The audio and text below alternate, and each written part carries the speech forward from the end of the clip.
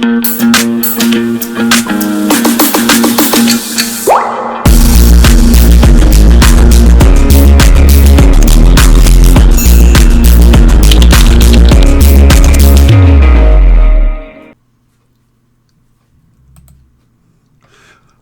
welcome back again to the YouTube channel, How to Get an 800 Credit Score. It seems like Nancy Pelosi and the House of Representatives have presented a bill that they will be voting on Friday. So, you know, I guess the $2,000 a month, the Emergency Money for the People Act, and the Automatic Boost to Communities Act. All of those acts, none of them are included in this bill, but I will get into the details. So definitely subscribe to the channel and hit the bell for notifications. Give this video a thumbs up so we can get this video up in the YouTube rankings and for the YouTube algorithms. And leave me a comment at the end of this video, at the bottom of the video. Let me know what you think about this new bill that's being proposed by the House of Representatives. So basically, this is what it looks like. Well, this is not the actual text of the bill, but this is a summary from an article in Market Watch. It basically summarized the bill. The bill is 1,800 pages long. So I won't be able to show you the entire bill here or go over the entire bill, detail word for word, because of its length. And that would make for an extremely long video, and I don't want to make this video too long. So basically, the House Democrats, they rolled out a bill, this $3 trillion plus bill, and they're anticipating a vote on this bill by Friday. So we already know Republicans said they're in no hurry. Donald Trump says he's in no hurry to pass a new bill, but he did say that he's waiting to see what the Democrats have, and they want to, they're doing some type of discussions with the Democrats. The House Democrats revealed their opening bid Tuesday in the next debate, that was today on Capitol Hill, over how to fight the coronavirus and relieve the economy. A bill should be voted by the end of this week, which should be Friday. As 1,800-page bill is called the HEROES Act. It should cost over $3 trillion. What it does includes, it bolsters direct payments to Americans put in place in the $1.8 trillion bill passed in late March.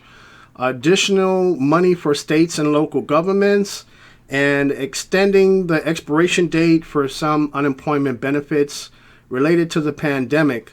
So the bill also includes more direct payments, kind of similar to the $1,200 stimulus check. After the first bill passed in late March, also as well, and it's going to extend the expiration date for unemployment benefits. So currently, the expiration date for the extra $600 in unemployment benefits is July 31st. This bill plans on extending that.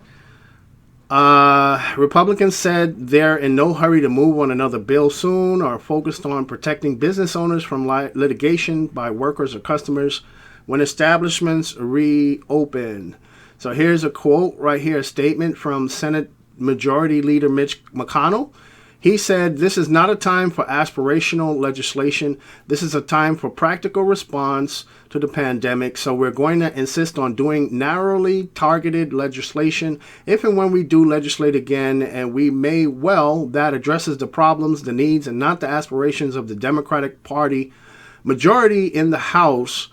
And Senate Majority Leader Mitch McConnell said this after the bill was made public. President Donald Trump met with Senate Republicans Tuesday afternoon, but he has not commented yet. Pelosi, in a statement, said the massive bill is a way to think big, a think big approach, which was encouraged by the chairman of the Federal Reserve, Jerome Powell. So as we can see, this bill has been presented in the House. It's going to be voted on Friday. Now, here's another quote here. The low interest rate and the prospect of access to credit has altered the stock market. We intend to use these low interest rates to bolster the American people. We must think big for the people now, because if we don't, it will cost more in lives and livelihood later, she said. Not acting is the most expensive course. This bill should be voted on Friday. It includes $1 trillion for aid to the state, local, and tribal governments. States getting the lion's share at $500 billion. So $500 billion for the states, $200 billion for hazard pay for essential workers, including health workers, public safety workers, and teachers. $175 billion to help households pay rent, mortgage, and utility bills. So I'm very curious to see exactly how they plan on helping Americans pay rent, mortgage, and utility bills. It includes a second round of direct payments, $1,200 per family member, a limit of $6,000 per household. It extends the $600 weekly add-on to unemployment benefit until January 2021. So if this bill passes, it would extend unemployment, past the July deadline all the way to January 2021. Because that payment is available in addition to regular jobless benefits, some critics have said it will make it harder to reduce unemployment ahead. It also provides for a 15% boost in federal food assistance under the Supplemental Nutrition Assistance Program too also as well. So it's going to be a 15% boost in the SNAP program if you receive food stamps. The bill includes narrowly targeted provisions as well, which may be targeted by Republicans as revealing the bill to be grab bag of Democratic priorities. There's a $400 million for expenses due to delays in people responding to the 2020 U.S. Census because of the pandemic. The Post Office, United States Post Office, will get $25 billion to replace lost revenue. The bill will boost the tax deduction for out-of-pocket classroom expenses paid for teachers to $500 from $250. It would roll back the limitation on taxpayers' ability to deduct state and local taxes. The limit was hailed by Republicans as a major achievement in their 2017 tax overhaul, and repealing it would be expensive and make the tax code more regressive, the critics say. Okay, so what else we got here? She also said the bill would try to get money into the workers' pockets through jobless benefits and direct provision of cash. We have the unemployment insurance that will be renewed in this legislation, as well as cash payments, the direct payments that people are craving that, from what she said here. So Republican senators said they feel no increased pressure to act legislatively because of the Democrats' bill. Senator John Cornyn, a Texas Republican, said Monday it sounds like it's going to be a $4 trillion or $5 trillion piece of legislation, which has everything but the kitchen sink in there. So I think it's not a serious effort to negotiate a bill that actually has a chance of passing. So I don't feel like that in and of itself increases the sense of urgency. According to Senate John Cornyn, Texas Republican senator. There is one area of possible bipartisanship in the bill, studying how to move at least some of U.S.'s critical supply chain components away from a reliance on China. This bill includes language creating medical supplies response coordinator to help with distribution of personal protective equipment, drugs, and other high-priority items. It calls for $500 million supply chain manufacturing pilot program meant to improve the amount and geographic diversity of critical medical supplies. The White House has been interested in the issue, as well as it has sought to shift blame to China for not being more forthcoming about the early spread of the virus. And so whether or not we're talking about therapy or a vaccine, a lot of ingredients come from China, Pelosi had said. So basically, there's a lot in this bill right here.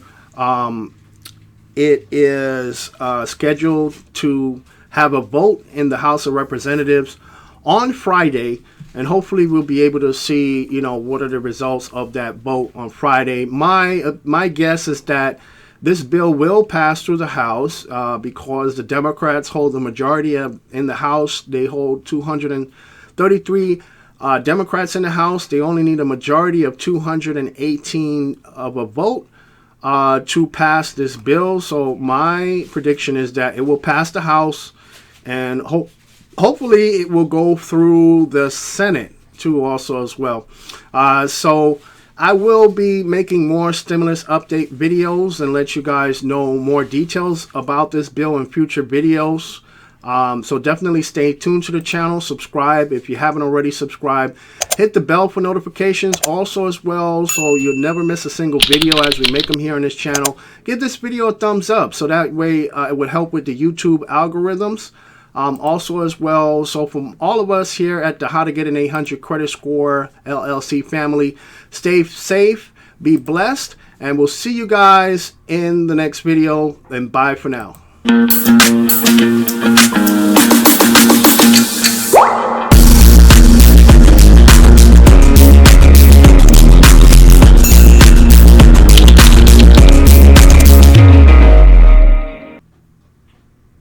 My name is Lyndon Baptiste, and on this channel we talk about ways to increase your credit score, build credit, and get approved for the lowest payments on mortgages and lines of credit, travel the world for free, earn extra money with cash back. And if that interests you, go ahead and hit the subscribe button, hit the bell for notifications.